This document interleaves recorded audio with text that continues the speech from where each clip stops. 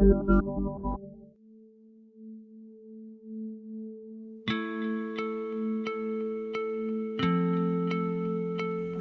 exists to follow the political will, but there are always cases of the one who flies the coop, unable or unwilling to accept the executive will.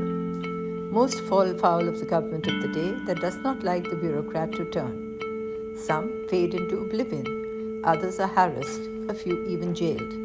But still, that does not stop the odd bureaucrat from marching to his or her own tune.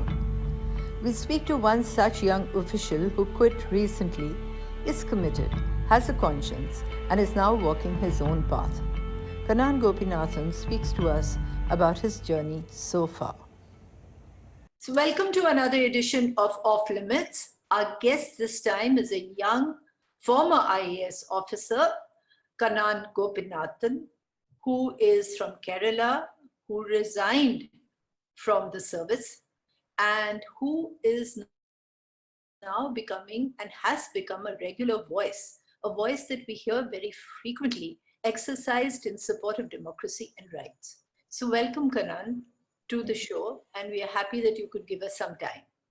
But obviously, I know there's a lot that's appeared about you, but every journalist thinks that, when we get the person that we're going to start from scratch. So I'm going to do a little bit of the scratch right now as to why you joined the service, if you had decided to leave it, or if you went on to leave it. Let's put it like that. I think it was not a childhood dream. It was not IAS was not like parents' dream or my dream, or it was not like that. So I'm an engineer. I was working, and I was also working while I was working in a private sector. I was also working with an NGO teaching kids, where in fact I'll try to do it in a very fast, short time period. Then where actually I met my wife. She was also in a different company, but working in the same similar NGO, and where we were teaching some kids, and that is when we felt we are doing our private work, then doing this, and even then the output that we wanted was not coming out. So it was that, why not we enter the system, right? If you want to change the system, then we should enter the system, and that's the only way we can change it. And that kind of came in from her, and she started preparing for the civil service, and we had just married, and I felt maybe I'll give her some company. I'll also start preparing to spend time.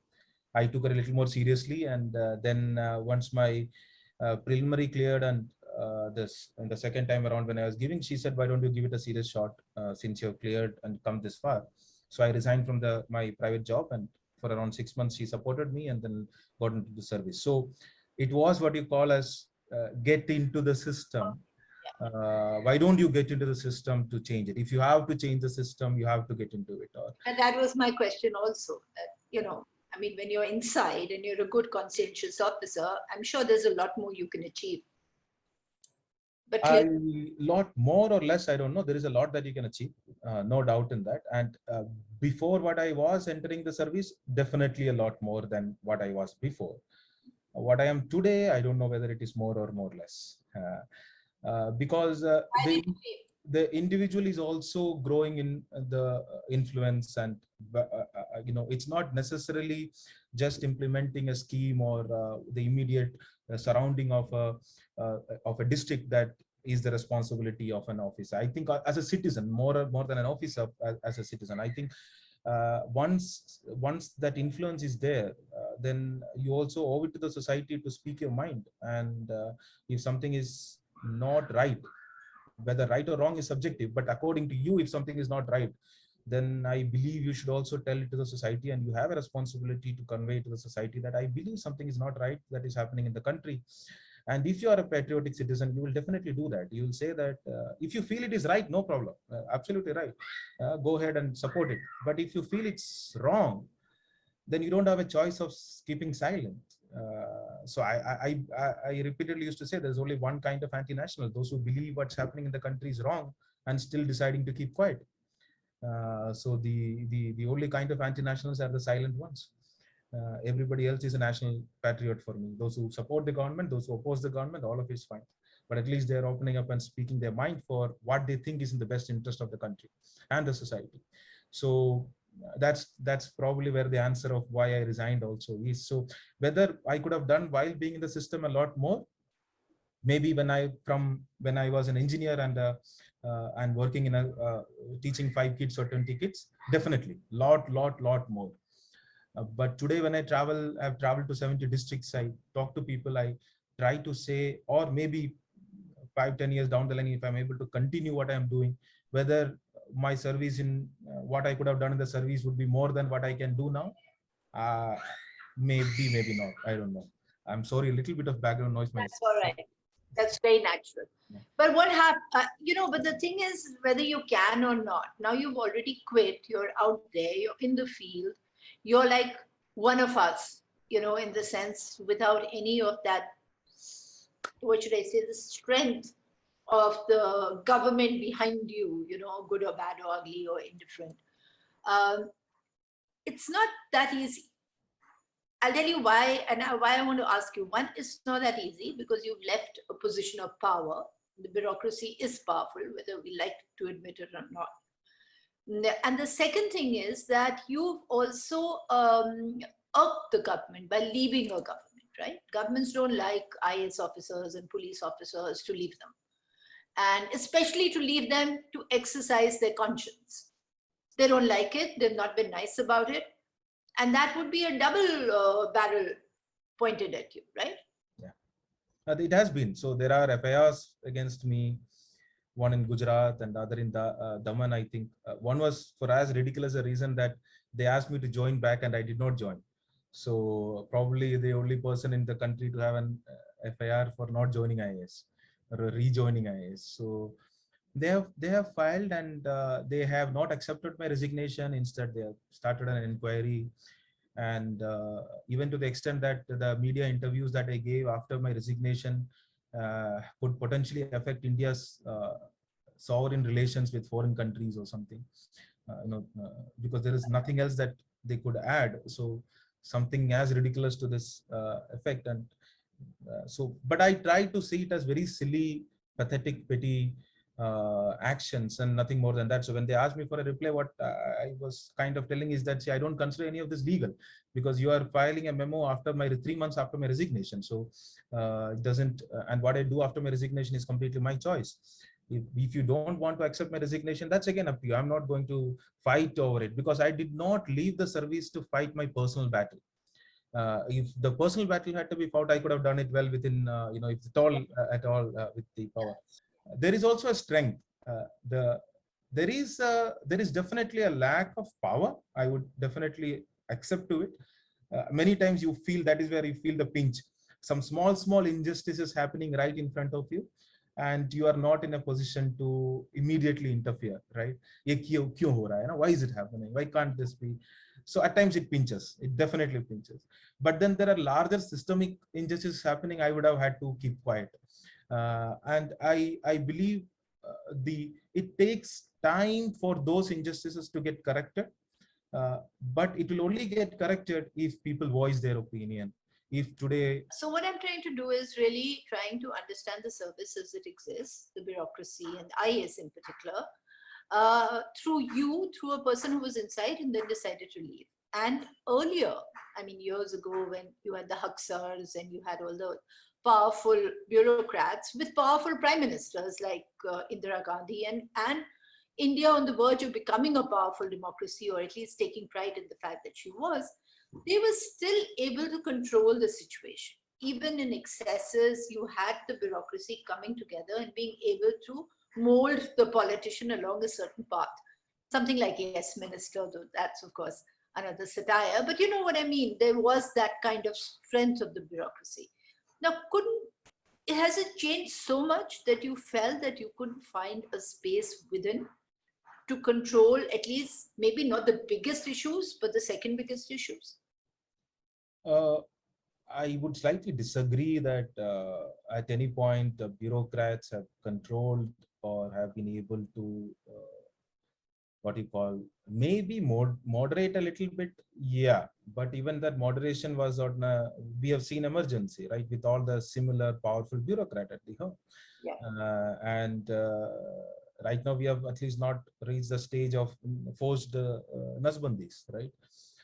And this country had gone through that also, and with the same bureaucrats and all the districts and district magistrates and all given target and doing all that as a very because they believed in it.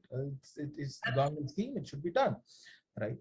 They were So silent and they were cowards. Either. yeah, so it was done at that point of time also. I believe the opposition has always come from the people. The strength of this country is not its bureaucracy.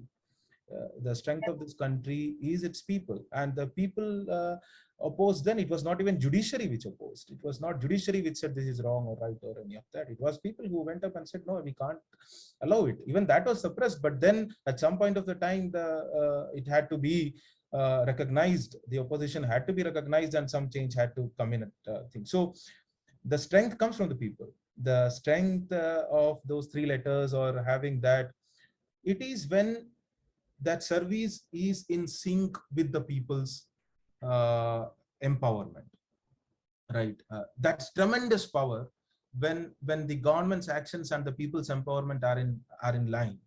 Right, so let it be development, let it be enabling somebody to have a company open or excel in that, or have an education or a skilling or even a food service program or a work program, whatever.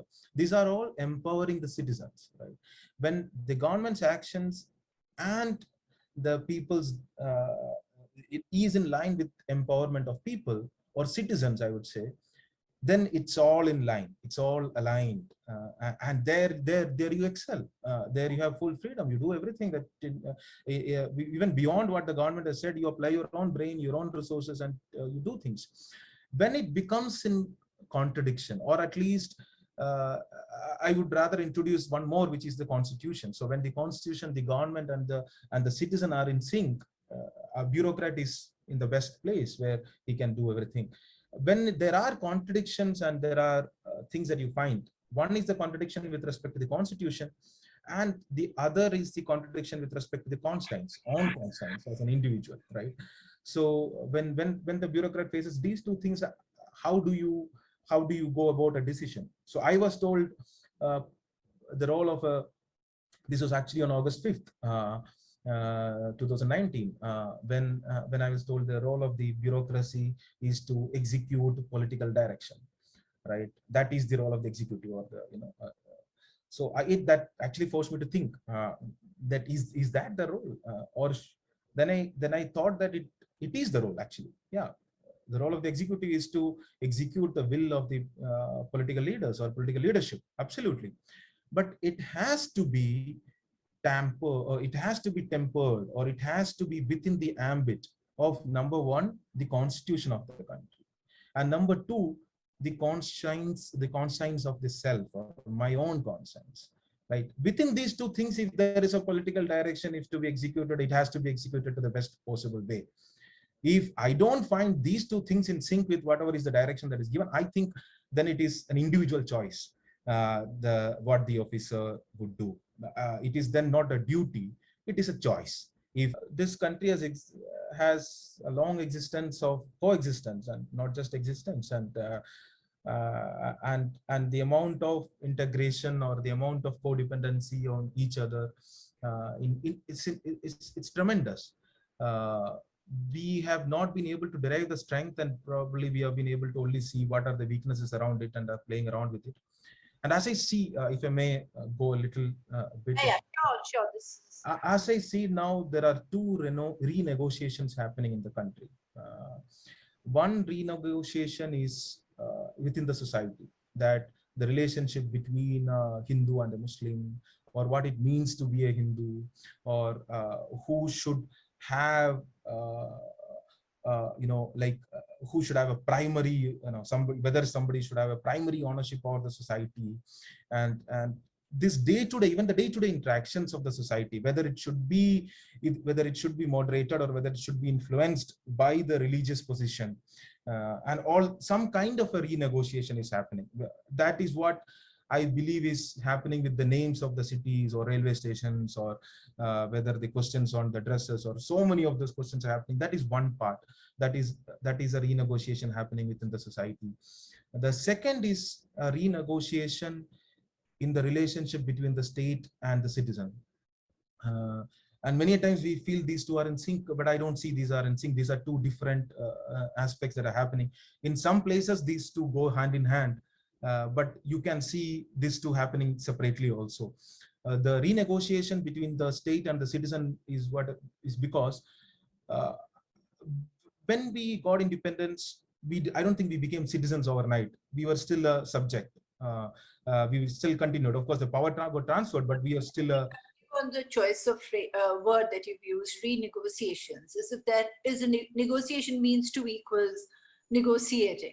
Here it seems more like an imposition, because whenever the state tries to move in and speak to the citizen all through history, it is done from a position of strength, and that strength comes from all these various institutions and power that it has with itself. And then there's no negotiation, because how do the poor negotiate if their houses are being demolished or if their vote is being tampered with?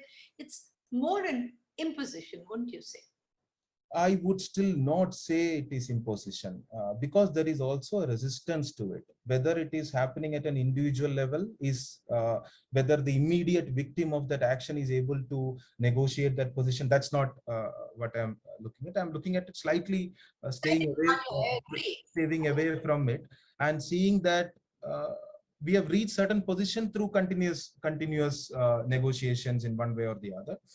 There's some part of that position right now, like we at some point agreed that citizens' rights are paramount. I wouldn't say that was a considered position in the immediately after the independence. We said so, but there were no rights that a citizen could not rightfully ask a question to the government. Forget about prime minister. He couldn't have asked a question rightfully to a patwari or a policeman or a tahsildar or a collector, even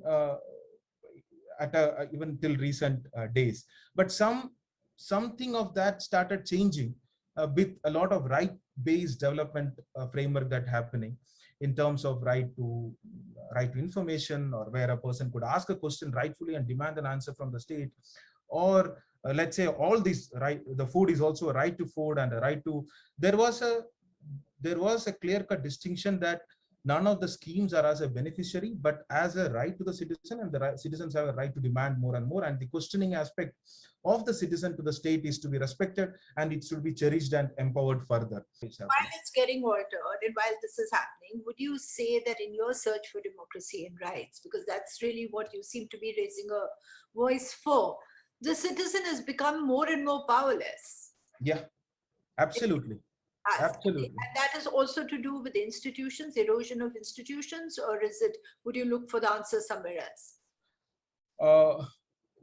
Yes and no, because I don't think we had such powerful institutions.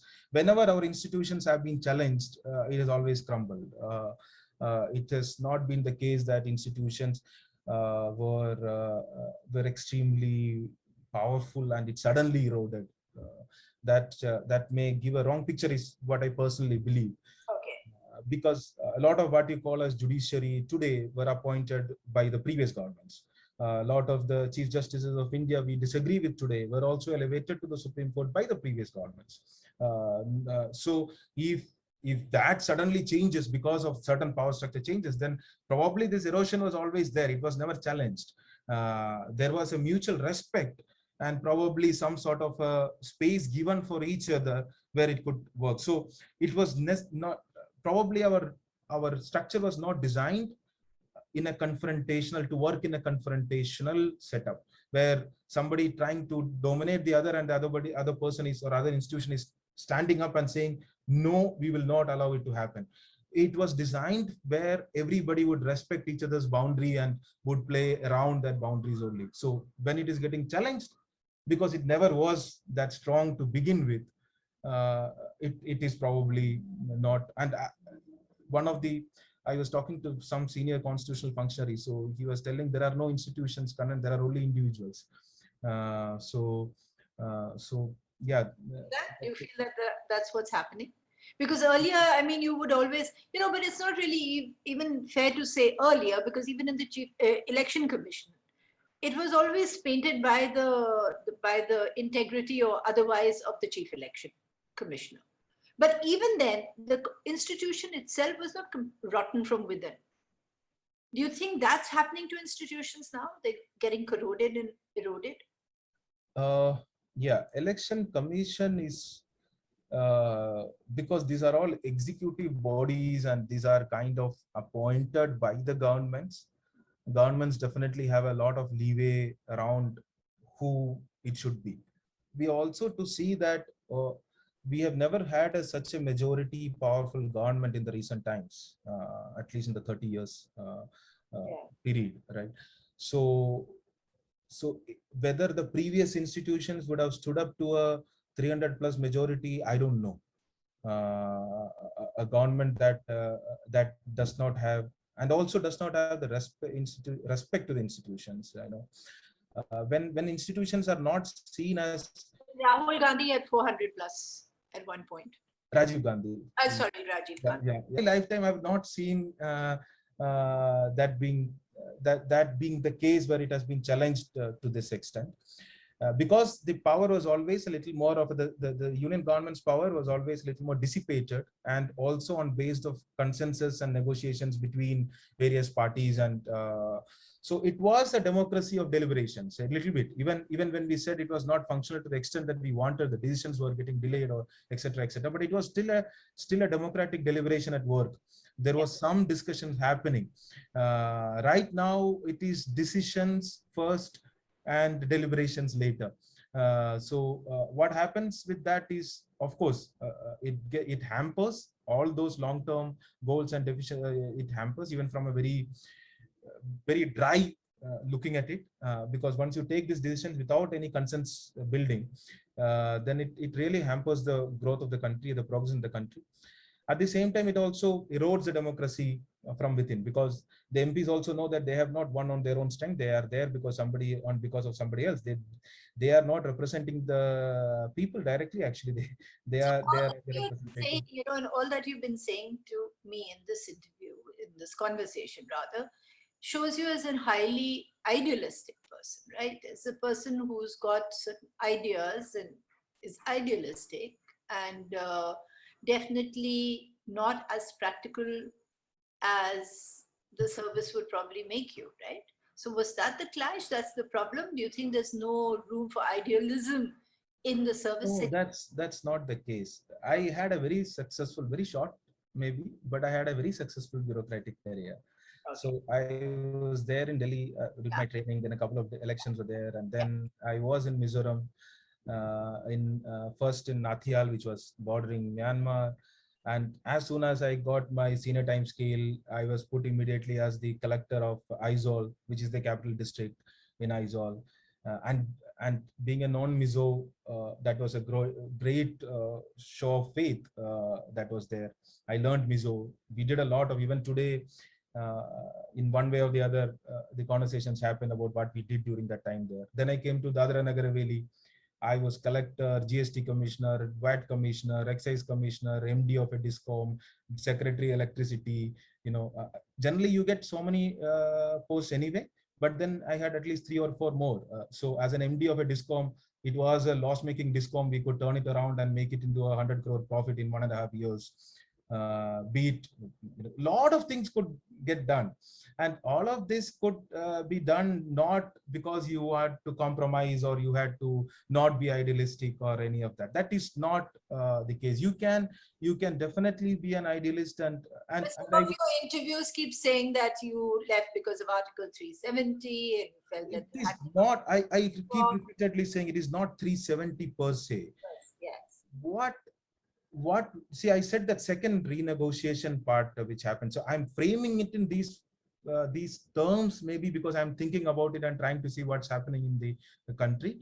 But what kind of pinched on that August 5th discussion? Of course, there was something personal. And then on that day, in fact, I was being given additional charges of CMD, smart cities and all, and saying that you are a good officer, you should have all this. But then this thing was happening on the TV, and this statement was given that to me, that see, this is done by bureaucrat. This is not done by Modi or a prime minister or anything. This is done by bureaucracy, that the entire arrest or shutting down and just shutting down an entire place, and this is done by bureaucracy. I came back and 50-50, I was like, yeah, because you challenging job role every bureaucrat likes, and you're also happy.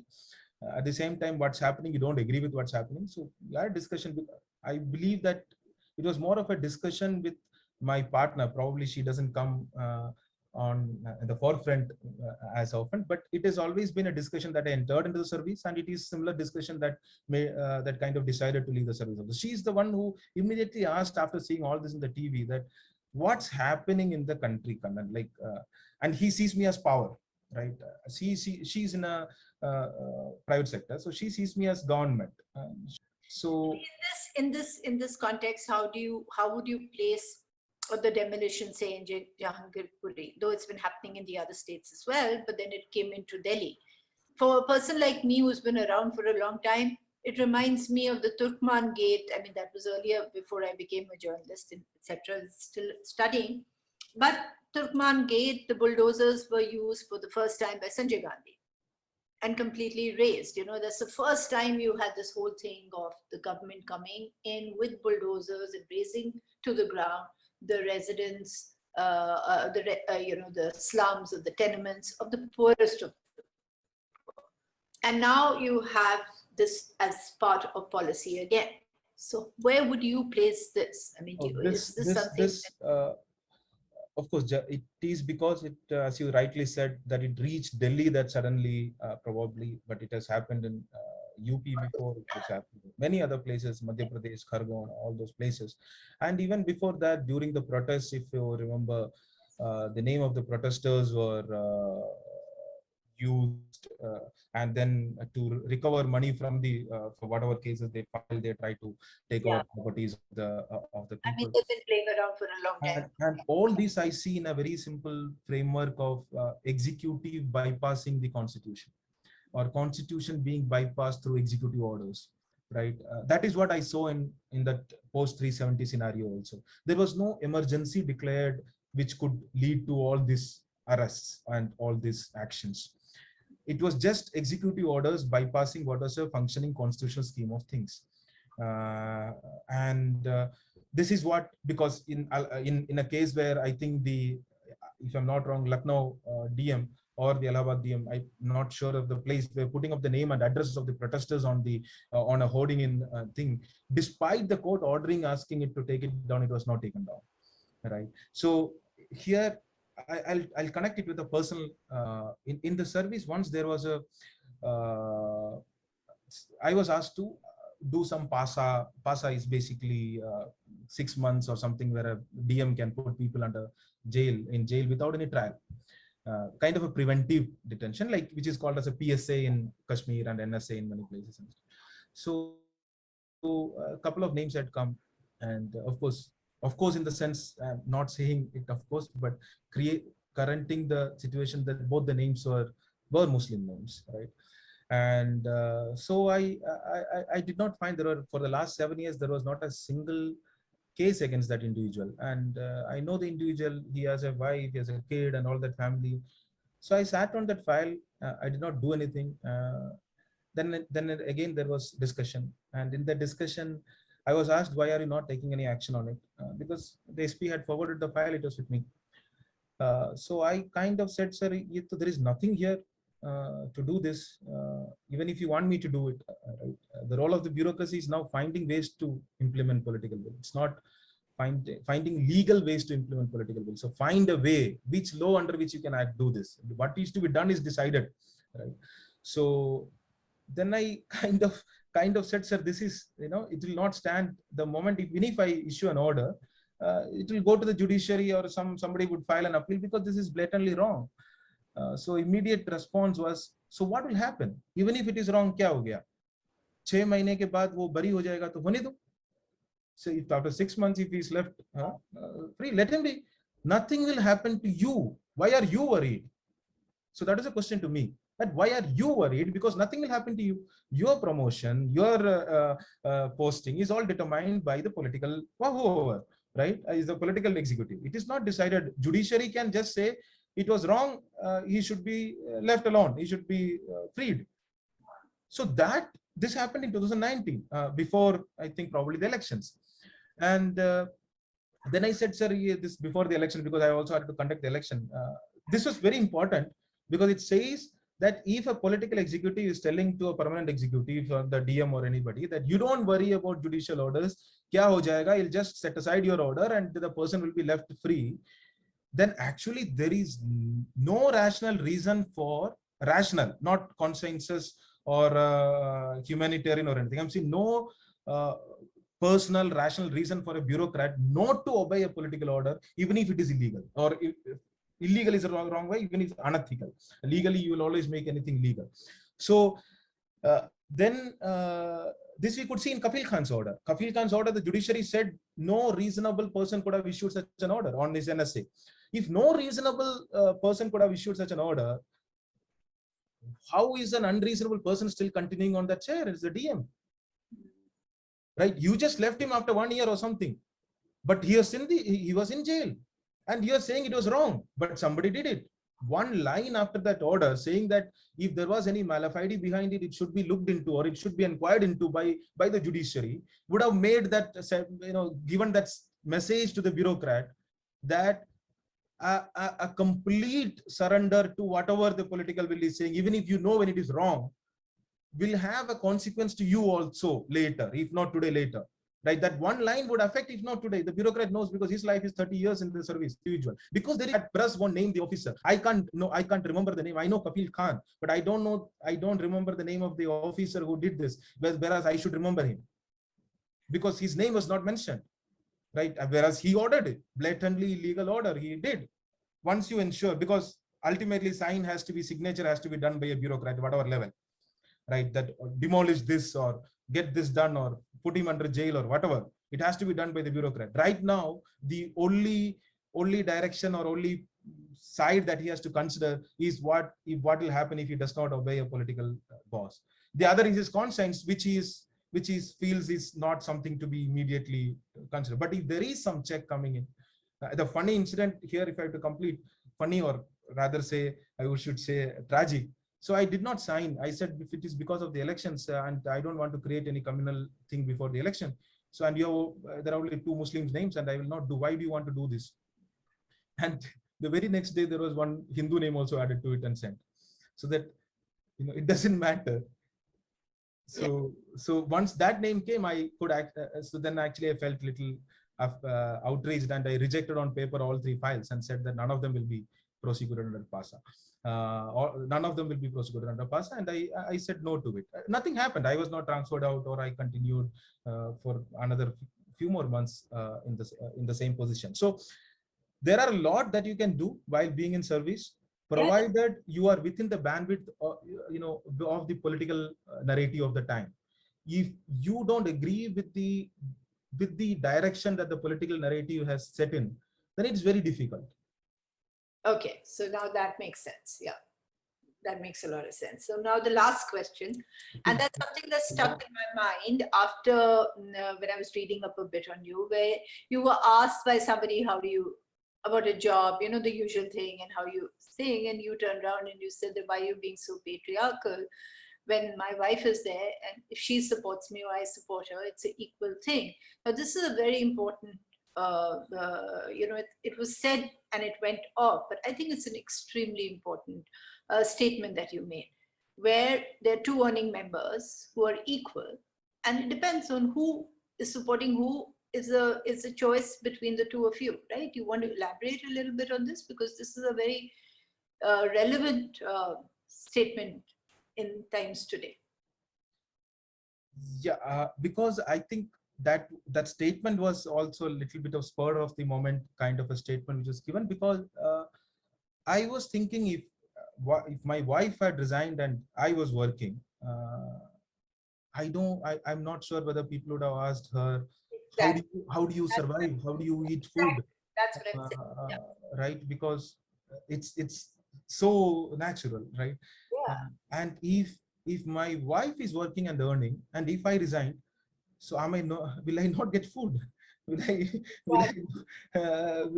Will I not get my mobile data recharged? It will happen, right? And if tomorrow she wants to take a break, of course I will. That is always in my mind. If she wants to take a break, I should be in a position to support that in whichever way it has to be. And family, I believe, at least in my case, I believe it provides tremendous amount of strength to pursue what you believe in, to each other, right? I am sure she will tell me that if that system is not working out well, and that much of freedom and transparency we have with each other, to tell that yes, now we need to work out something else, and we'll work it out something. And in fact, this question would have been asked if it was the other way around. So that kind of yeah, and I was happy that you challenged the stereotype which we all live with, which is very important to challenge. Well, thanks so much, Kannan. I think with you, we need a lot more time. It's unfortunate that it's just a very short interview because you've got a lot to say and you've got a depth of understanding which would be very, very valuable to people who see it. So maybe another time, a second part to this interview. Thank you so much. Thank you. Thank you so much. Just heard from an idealistic, passionate former bureaucrat who seems to have followed or is marching to his own tune. He joined the service after becoming an engineer, and he joined the Indian Administrative Service. And then after a while, where he was doing very well, he resigned and is now one of those champions, recognized champions for democracy and rights. There's not much that I can add to what he says. We were trying to examine and to understand from him whether you're stronger when you're a bureaucrat or whether it is necessary to leave the service when you don't agree with many decisions and can retain your voice. I won't say power because that might not be possible, but definitely retain your voice and make sure that your voice is heard. Thank you so much.